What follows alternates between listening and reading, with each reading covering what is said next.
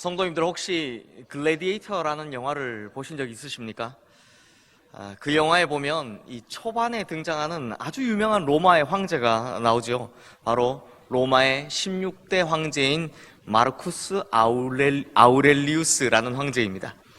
이 사람은 원래 로마 귀족 집안에서 태어났지만 어린 시절에 부모님께서 일찍 돌아가시는 바람에 어쩔 수 없이 고모부의 양자로 자라나게 됩니다. 근데 원래 이 사람이요, 어린 시절부터 감수성도 뛰어나고 또 똑똑해서 학문에 소질이 있어서 스토아 철학과 수사학을 전공하는 이 학자가 되려고 했는데 앞선 이 입양이 계기가 되어서 결국 로마의 황제의 자리에까지 오르게 됩니다.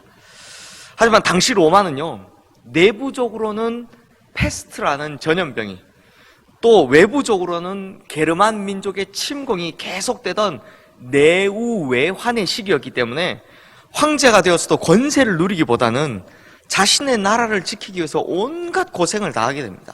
그러다 결국 전쟁을 치르러 나간 그 막사에서, 숙소에서 병을 얻어 죽게 되죠. 이렇게 굴곡이 심한 인생을 산 마르쿠스 아우렐리우스가 죽기 전에 인생에 대해서 이런 정의를 내립니다.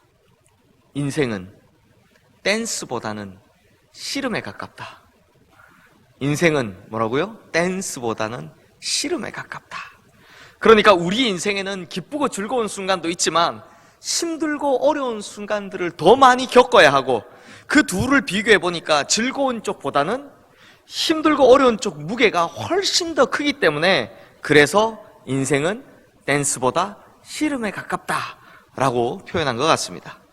실제로 어떤 통계에 따르면 임종을 맞이하기 전에 있는 사람 100명 중에 95명, 그러니까 95%죠. 95명은 자신의 인생이 힘들었다, 불행했다, 고통스럽다, 실패했다 라고 느끼고, 고작 5명 정도가 자신의 인생이 행복했다 또는 성공했다 라고 느낀다고 합니다. 왜 그런가 하니 우리의 인생에 찾아오는 이 고통의 문제가 생각보다 훨씬 더 힘들고 어렵기 때문입니다. 실제로 인생에 찾아오는 이 고통의 문제를 풀기가 참 어렵기는 한가 봅니다. 왜냐하니 이 고통의 문제를 해결하고자 각각의 종교들마다 각가지 해결책을 추구하는 것을 보면 그렇습니다. 예를 들어서 힌두교의 경우에는요, 갈말이라는 교리를 사용해서 전생의 죄값대로 이 세상에서 고통을 받는다라고 합니다. 고통받는 이유가 뭐라고요? 전생의 죄값 때문에 라고 합니다. 그러니 네가 전생에 지은 죄 때문에 그러니 고통의 문제는 어쩔 수 없다라고 하죠. 정말 고통의 문제 앞에서 무기력하게 만들어냅니다. 또 불교의 경우는 열반의 교리를 가르칩니다. 이 열반이라는 말은요, 촛불을 끄듯이 꺼진다 라는 뜻입니다. 즉 인간 스스로 자기의 욕망을 완전히 꺼뜨리면, 이 촛불 끄듯이 끄면 인생의 모든 고통이 사라진다라고 하는 것이죠. 그런데 성도님들, 고통을 없애자고 인간이 가진 소망을 없앤다. 그래서 이것을 두고 인도 종교의 전문가인 스탠리 존슨 목사님은요, 두통을 없애기 위해 머리를 자르는 격이다 라고 설명을 하고 있습니다. 그리고 이슬람의 경우는 인생의 고통은 알라 신이 정해준 철저한 운명론이라고 가르칩니다. 네가 고통받는 건 다 네가 타고난 운명이다라는 것입니다. 고통의 문제는 운명이니까 어쩔 수 없다라고 하는 것, 정말이지 인간을 무기력하게 만드는 교리입니다. 사랑하는 성도님들, 그런데 인생을 사는 동안 고통의 골짜기, 고통의 시간을 지나지 않는 사람은 이 세상에 단 한 사람도 없습니다.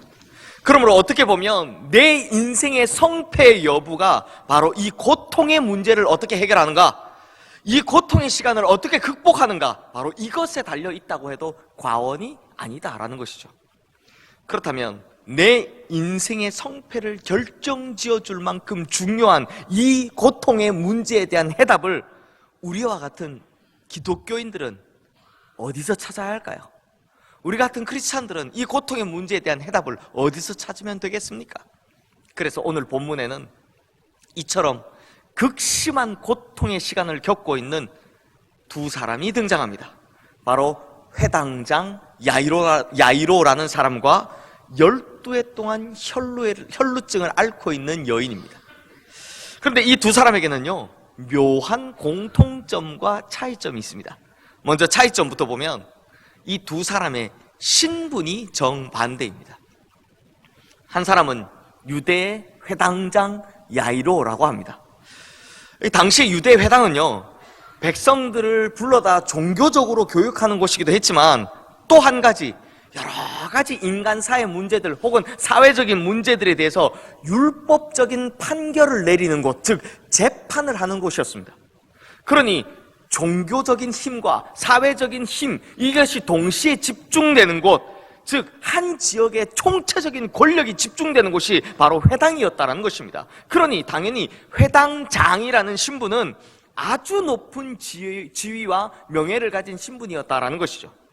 게다가 이 회당장의 이름이 야이로입니다. 이 야이로라는 이름의 뜻은요, 깨우치신다, 또 빛나게 하신다라는 뜻을 가지고 있는데요, 이 이름만을 보면 이 사람은 굉장히 유능하고 유명한 회당장이었다라는 것을 알 수 있습니다. 반면에 혈루증을 앓고 있던 여인은요, 그야말로 가난하고 천한 여인입니다. 오늘 본문 26절 말씀을 보면 자신의 병을 치료하고자 수많은 의사를 찾아갔는데도, 그래서 자신의 전 재산과 전 시간을 다 쏟아 투자했는데도 불구하고 오히려 병이 점점점 더 심해져 간 사람입니다. 특히 이 혈루증같이 전염병을 가진 사람들에 대해서 굉장히 부정하고 천하게 보았던 이 유대 문화 때문이죠. 이 여인은 예수님 앞으로 나올 생각도 못하고 그저 뒤로 가서 옷깃에 손만 대서 손을 뻗어 손만 댈 뿐이었습니다. 그리고 또 야이로와는 달리 성경에 이 여인의 이름조차 기록되어 있지 않습니다.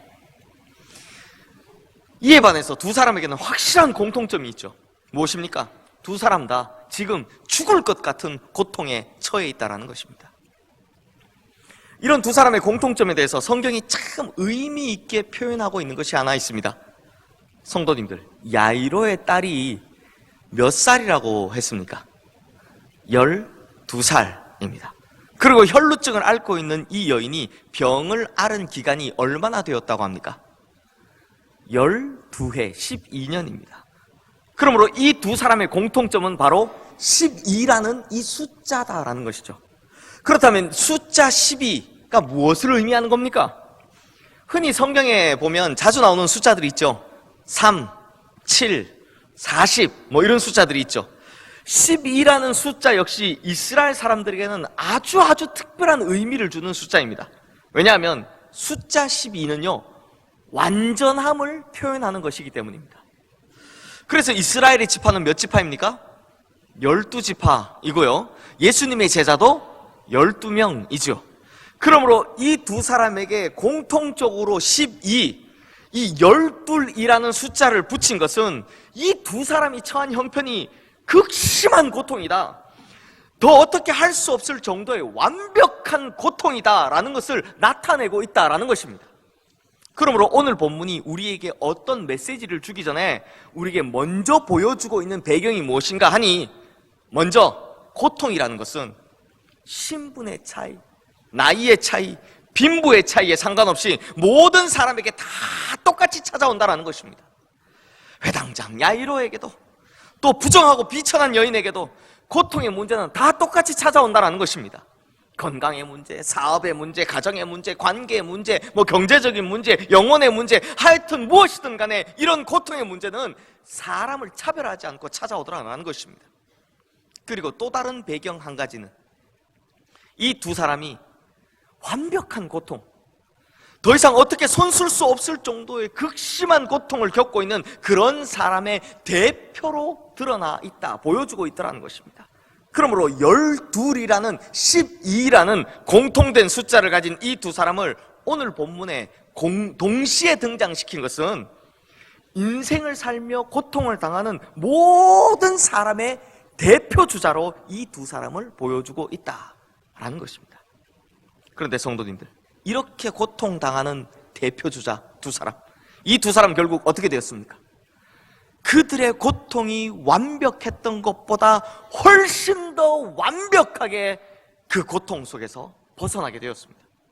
그래서 12해를 괴롭히던 혈루증은 완벽하게 치료되었고 죽은 12살짜리 딸아이는 완벽하게 다시 살아나게 되었습니다.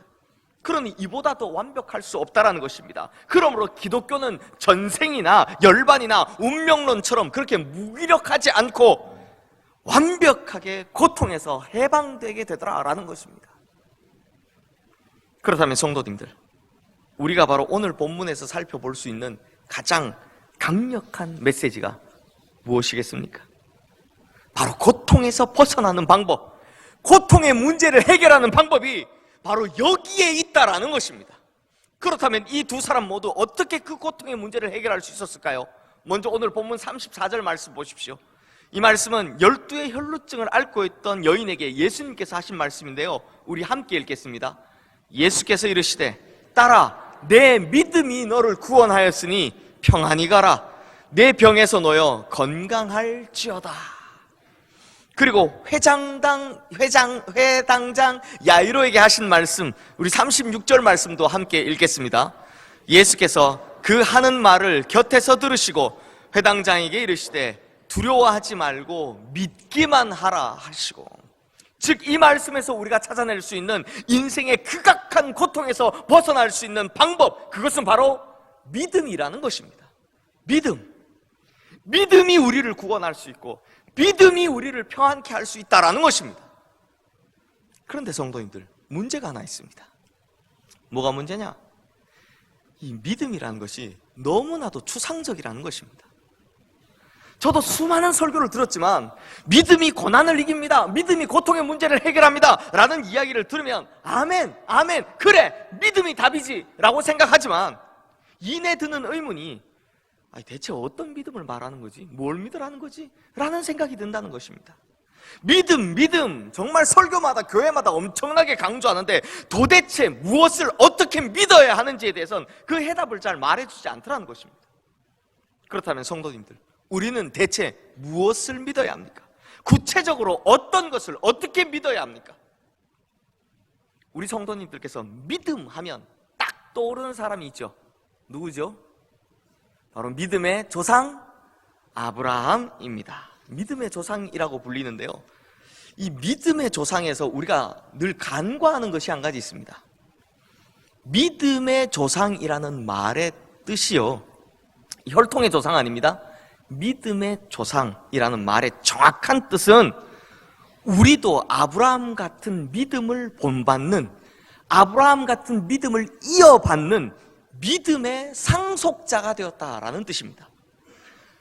믿음의 조상이 무슨 말이라고요? 아브라함과 같은 믿음을 상속받는, 이어받는 믿음의 상속자가 되었다라는 뜻이 믿음의 조상이라는 뜻이다라는 것입니다.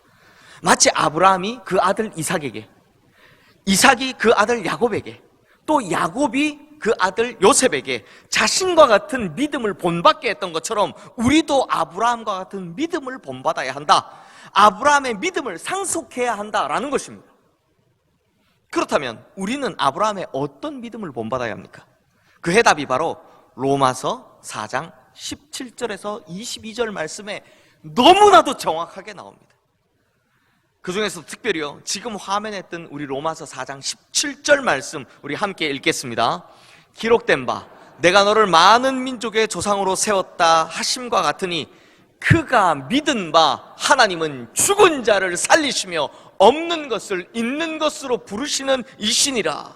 그리고 뒤이어 로마서 4장 19절 말씀도 우리 함께 읽겠습니다. 그가 백세나 되어 자기 몸이 죽은 것 같고 사라의 태가 죽은 것 같음을 알고도 믿음이 약하여지지 아니하고. 사랑하는 성도님들, 아브라함의 믿음, 즉 아브라함이 믿은 하나님은 어떤 분이라고 합니까? 하나님은 죽은 자를 살리시며 없는 것을 있는 것으로 부르시는 분이시다라는 것입니다. 하나님은 어떤 분이요? 죽은 자를 살리시며 없는 것을 있는 것으로 부르시는 분이시다라는 것입니다. 이것을 한마디로 압축하면 바로 하나님은 전능하신 하나님이시다라는 것입니다.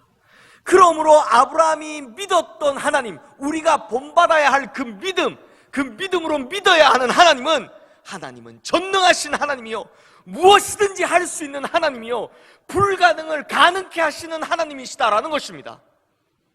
그러면서 로마서 4장 20절에서 21절 말씀은 아브라함의 믿음에 대해서 이렇게 덧붙입니다. 우리 함께 화면에 뜬 이 말씀, 로마서 4장 20절에서 21절 말씀 함께 읽겠습니다.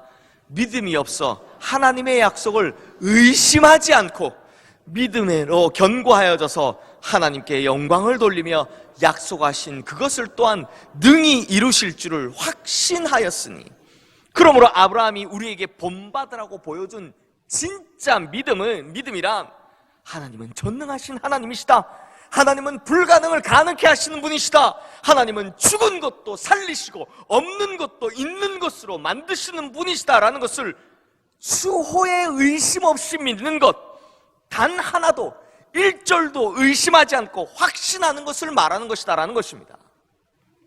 이게 진짜 믿음이라는 것이죠. 그래서 성도님들, 이 진짜 믿음이 무엇인지를 설명하기 위해서 오늘 설교에 참 죄송하지만 이 시간 저의 참 믿음 없었던 부끄러운 과거 이야기를 하나 하려고 합니다. 지금으로부터 약 15년 전, 제가 29살 때네요. 저는 청년들을 데리고 캄보디아에 단기 선교를 간 적이 있습니다. 당시 저는요, 초짜 교육 전도사였기 때문에 무엇을 어떻게 해야 되는지도 잘 모른 채로 그냥 해외 선교지에 방문한다라고 하니까 들뜬 마음에, 부푼 마음에 그 마음을 가지고 캄보디아 땅을 밟았습니다. 그런데 도착한 첫날부터 저에게 큰 문제가 닥쳤습니다. 이 첫날 간 곳이 깜뽕뜨락이라는, 이름도 안 잊어먹습니다. 깜뽕뜨락이라는 아주 작은 시골 마을이었는데요, 제가 한국에서 온 전도사라고 하니까 몸이 아픈 분들이 우르르 나와서요, 자기에게 기도 좀 해달라고, 자기 좀 고쳐달라고 하는 것입니다. 제가 뭐라고 했다고요? 제가 의사가 아닙니다. 제가 전도사라고 했다니까요. 그랬더니 자기에게 자기 병 좀 고쳐달라고 하는 겁니다. 보니까 이 당뇨에 걸려서 한쪽 다리 굵기가요, 제 허리 굵기만한, 물론 그때 당시의 허리입니다. 지금 말고요. 그때 당시의 허리 사이즈만한 만큼 퉁퉁 부은 이 아주머니, 또 숨 쉴 때마다 가래 끓는 소리가 계속 나는 한살배기 신생아, 그 중에서도 특히 기억에 남는 분이 80세를 넘긴 한 노인분이신데요, 특히 이분은 자신의 눈이 침침해져서 보이지 않는다라고 고쳐달라는 겁니다. 그런데 그때 제 마음속에 드는 생각이 뭔지 아십니까? 아니, 딱 봐도 노안인데, 아니 캄보디아에서 80세 살았으면 진짜 오래 사신 거군요. 아니, 딱 봐도 노안인데 저걸 내가 어떻게 고쳐? 이런 생각이었습니다. 저는 의사가 아니라 뭐였다고요? 전도사였다고요. 그러니 어떻게든 이 상황을 좀 모면해보자 서툰 영어로요, 이렇게 말하기 시작했습니다. 내가 당신의 머리에 손을 얹고 기도하긴 하겠지만 당신들이 예수님을 진심으로 믿지 않으면 절대로 기적은 일어나지 않는다라고 설명을 하기 시작했습니다. 굉장히 열심히 설명을 했습니다. 그런데 오히려 이분들의 믿음이요, 저보다 훨씬 나았습니다. 제가 기도해주면 무조건 나을 거라는 겁니다. 그래서 제가요, 고민을 하다 잔머리를 또 굴리기 시작했습니다.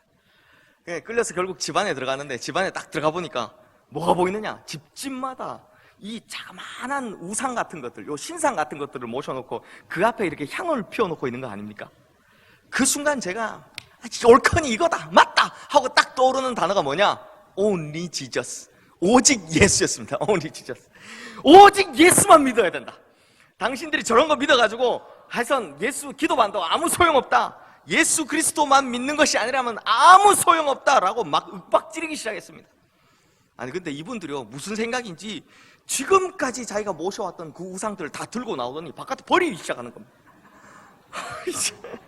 속으로 정말 제가 여기 큰일 났다 싶더라고요. 정말 큰일 났구나 싶었습니다.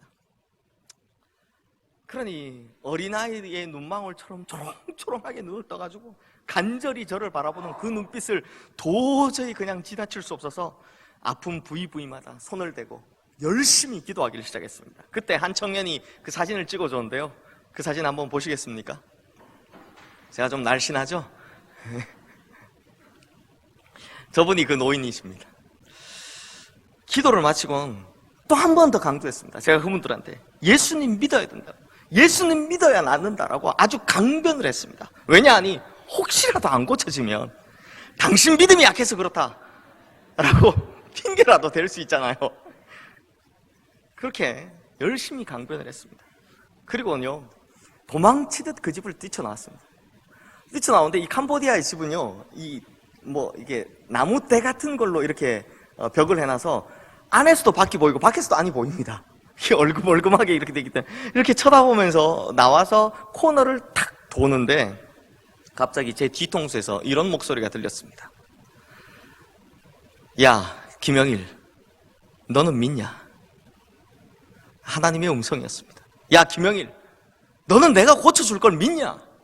너는 믿냐? 라는 그 하나님의 음성이 들렸습니다. 그 한마디가요, 정말 제 가슴을 푹 찌르는데 그때 얼마나 창피한지 또 얼마나 부끄러운지 참 짝이 없었습니다. 얼굴을 들 낯이 없었습니다. 성도님들 들어보셨습니까? 믿음 없는 전도사, 믿음 없는 목회자 들어보셨습니까? 믿음이 없더라고요. 그리고 그날 제가 밤에 잠이 오겠습니까? 밤에 잠이 안 오죠.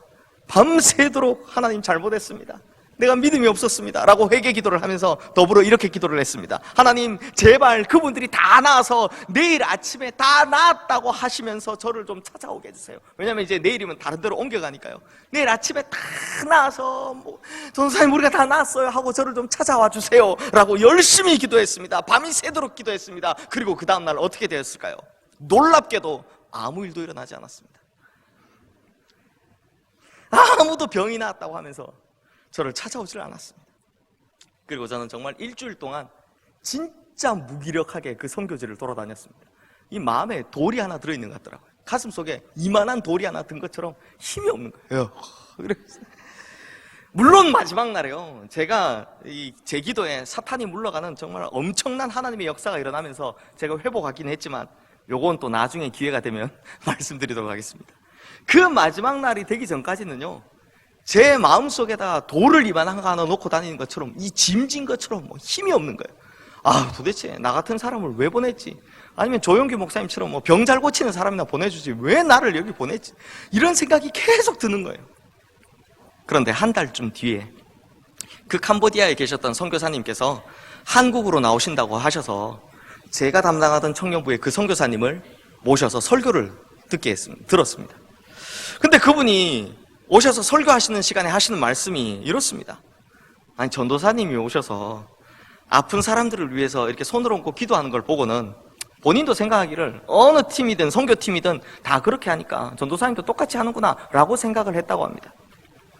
그런데 저희를 한국에 배웅해주고 한 일주일 뒤에 다시 그 마을, 깜뽕뜨락이라는 그 마을로 가봤더니 눈이 침침하다고 했던 할머니, 또 당뇨로 다리 한쪽이 퉁퉁 부어서 제 허리 사이즈만큼 퉁퉁 부었던 그 아주머니, 그리고 기관지가 약해서 숨 쉴 때마다 가래 끓는 소리가 나던 그 신생아, 이들 모두가 다 나았다라고 하면서 선교사님을 찾아오더라는 것입니다.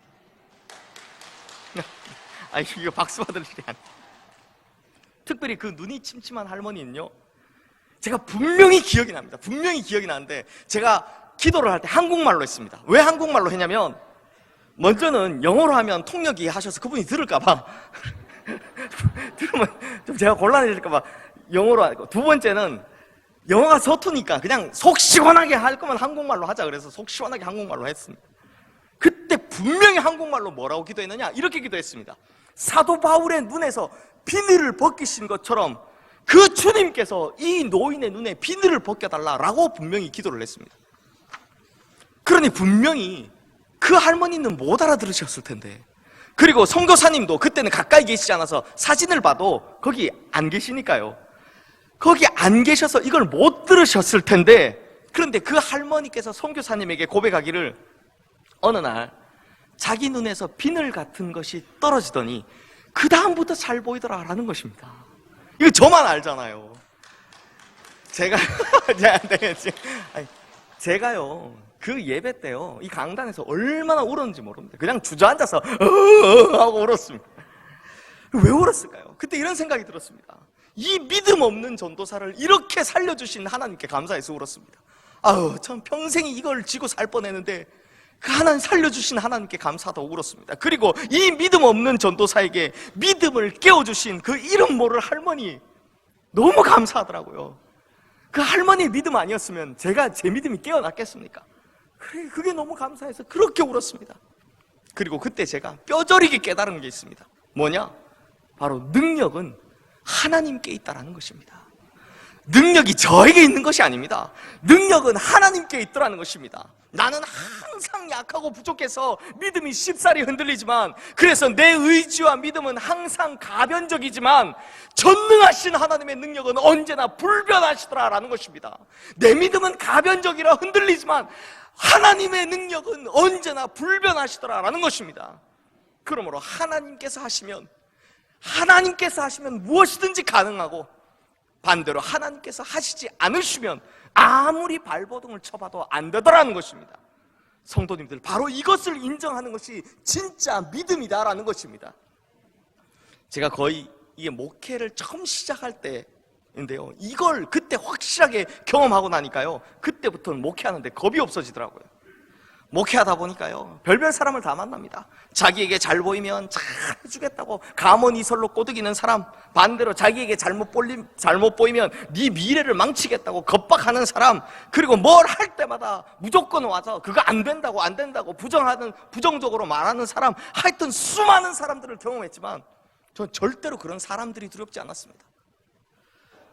또 돈 없어서 사역 못한다 라는 말을 전 믿어본 적이 없습니다. 왜냐하면 하나님께서 하시면 무조건 가능하기 때문입니다. 하나님께서 하시면 무조건 된다라는 확신이 그때부터 섰기 때문입니다. 사랑하는 성도님들, 우리 성도님들 믿음이 있으십니까? 믿음이 있으십니까? 그렇다면 우리 성도님들 무엇을 믿고 계십니까? 무엇을 믿고 오셨습니까? 내가 판단하기에도 가능한 것, 내 계산에도 가능한 것을 두고 하나님께서 하실 것이다, 이런 믿음이 아니라 죽은 것, 없는 것, 아예 불가능한 것을 두고도 하나님께서는 하실 수 있다고 추호에 의심 없이 믿는 것이 우리가 진짜 가져야 할 진짜 믿음일 줄로 믿습니다. 성도님들, 성경을 보면요, 어떤 사람 속에 나타나는 하나님의 능력은 그 사람이 어떤 하나님을 믿느냐에 따라 좌우된다는 것을 볼 수 있습니다.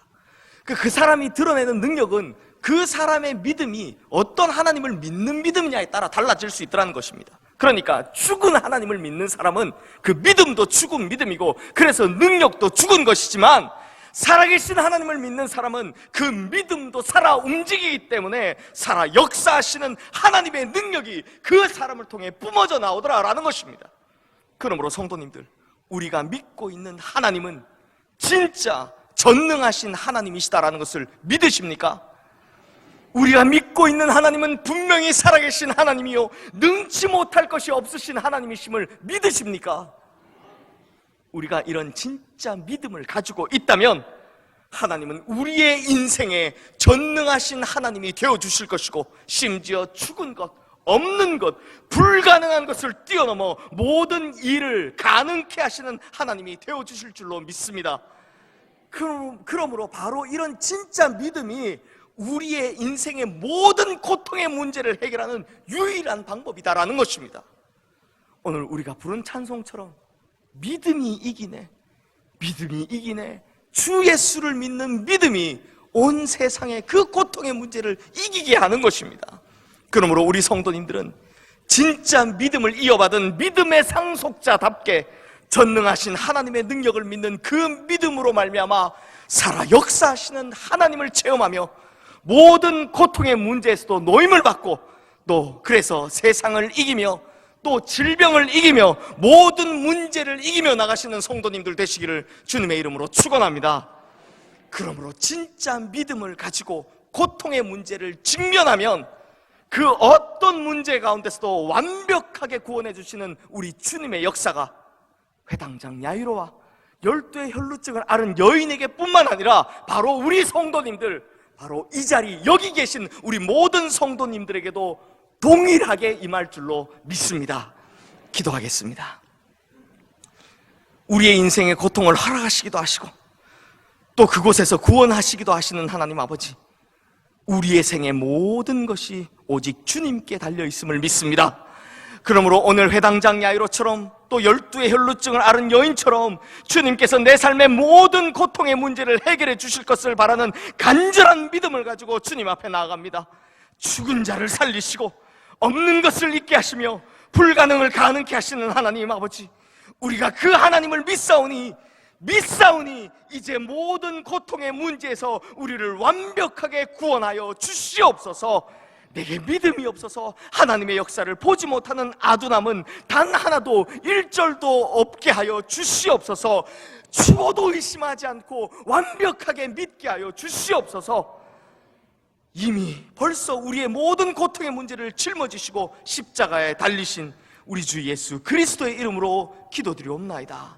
아멘.